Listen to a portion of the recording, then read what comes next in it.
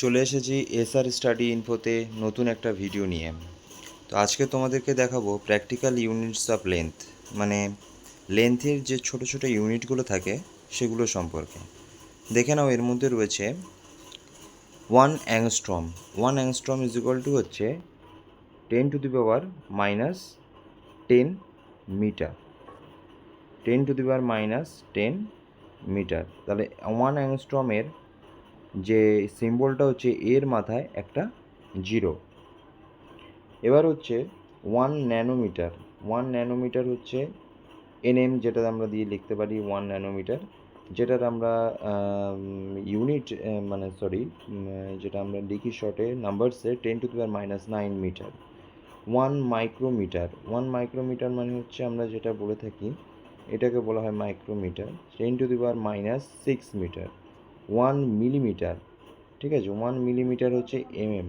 1 millimetre MM হচ্ছে 10⁻³ millimetre. 1 centimetre. 1 centimetre হচ্ছে 10⁻² metre.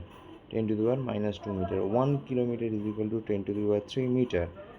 1 light year is equal to 9.46 into 10⁻15 metre or 10⁻16 metre. মানে এটা overall এক ধরে আমরা মোটামুটি এটাকে আমরা এক নয়, এটা অ্যাকচুয়ালি 10 ধরে নিয়েছে।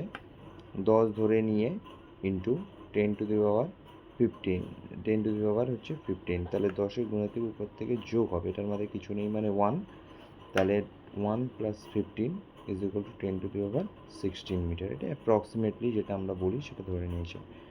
1 parsec is equal to 3.26 light year, আর 1 fermi is equal to 10⁻⁻15 metre.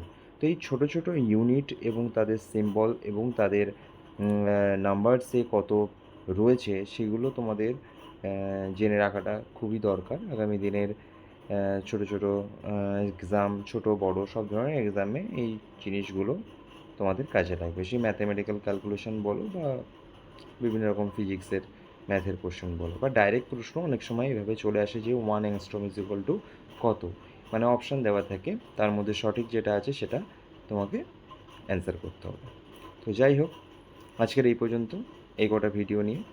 তো নেক্সট আবার একটা কোশ্চেন অ্যান্সার নিয়ে আমি তোমাদের সামনে তুলে ধরবো।